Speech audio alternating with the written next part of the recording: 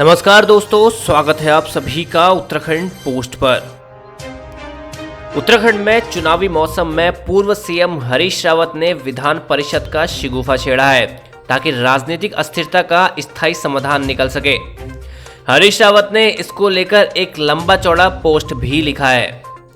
हरीश रावत लिखते हैं, एक बिंदु विचारार्थ बार बार मेरे मन में आता है कि उत्तराखंड में राजनीतिक स्थिरता कैसे रहे, राजनीतिक दलों में आंतरिक संतुलन और स्थिरता कैसे पैदा हो।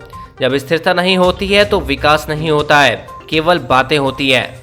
मैं पिछले 21 साल के इतिहास को यदि देखता हूं तो मुझे लगता है कि उत्तराखंड के अंदर राजनीतिक अस्थिरता पहले दिन से ही हावी है। पूर्व सीएम ने आगे लिखा, उत्तराखंड में प्रत्येक राजनीतिक दल में इतने लोग हैं कि सबको समन्वित कर चलना उनके लिए कठिन है और कांग्रेस और भाजपा जैसे पार्टियों के लिए तो यह कठिनतर होता जा रहा है। केंद्र सरकार का यह निर्णय कि राज्य में गठित होने वाले मंत्रिमंडल की संख्या कितनी हो, उससे छोटे राज्यों के सामने और ज़्यादा दिक्कत पैदा होनी है। अब उत्तराखंड जैसे राज्य में मंत्री 12 बनाए जा सकते हैं, मगर विभाग तो सारे हैं जो बड़े राज्यों में है।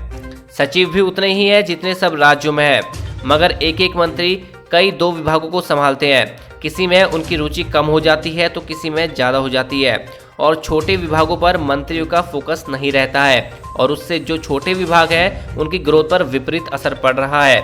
जबकि प्रशासन का छोटे से छोटा विभाग भी जन कल्याण के लिए बहुत उपयोगी होता है। हरदा ने आगे लिखा, मैंने कई दृष्टिकोण से सोचा और मैंने पाया कि उत्तराखंड जैसे राज्य के अंदर हमें कोई न कोई रास्ता ऐसा निकालना पड़ेगा जिस रास्ते से राजनीतिक दल चाहे वो सत्तारूढ़ हो या विपक्ष हो, उसमें राजनीतिक स्थिरता रहे और एक परिपक्व राजनीतिक धारा राज्य के अंदर विकसित हो सके और एक निश्चित सोच के आधार पर वो राजनीतिक दल आगे प्रशासनिक व्यवस्था और विकास का संचालन करे।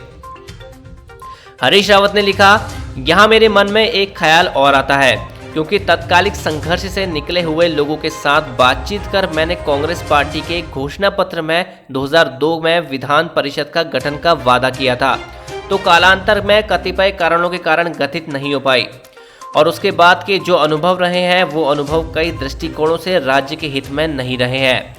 इसलिए मैं समझता हूं कि फिर से इस प्रश्न पर विचार करने की आवश्यकता पड़ रही है कि विधान परिषद होनी चाहिए या नहीं होनी चाहिए।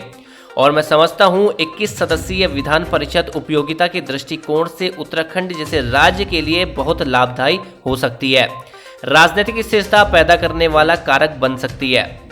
पूर्व मुख्यमंत्री आगे लिखते हैं, इससे राज्य में नेतृत्व विकास भी होगा। इस समय की परख के साथ और उत्तर प्रदेश के समय से जिन लोगों ने थोड़ा सा अपना व्यक्तित्व बना लिया था वो तो आज भी राज्य के नेतृत्व की लाइन में सक्षम दिखाई देते हैं। लेकिन जो लोग उत्तर प्रदेश के समय से जिन्हें विशुद्ध रूप से हम यह कहें कि वो उत्तराखंड बनने के बाद राजनीति में प्रभावी हुए हैं, तो ऐसे व्यक्तित्व कांग्रेस और भाजपा में कम दिखाई देंगे। चुनावी साल में हरीश रावत के इस नए शिगुफे पर आपकी क्या राय है, कमेंट बॉक्स में जरूर लिखें।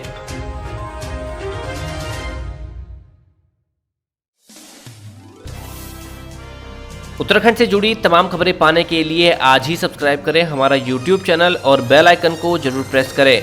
वीडियो को लाइक करें और शेयर जरूर करें।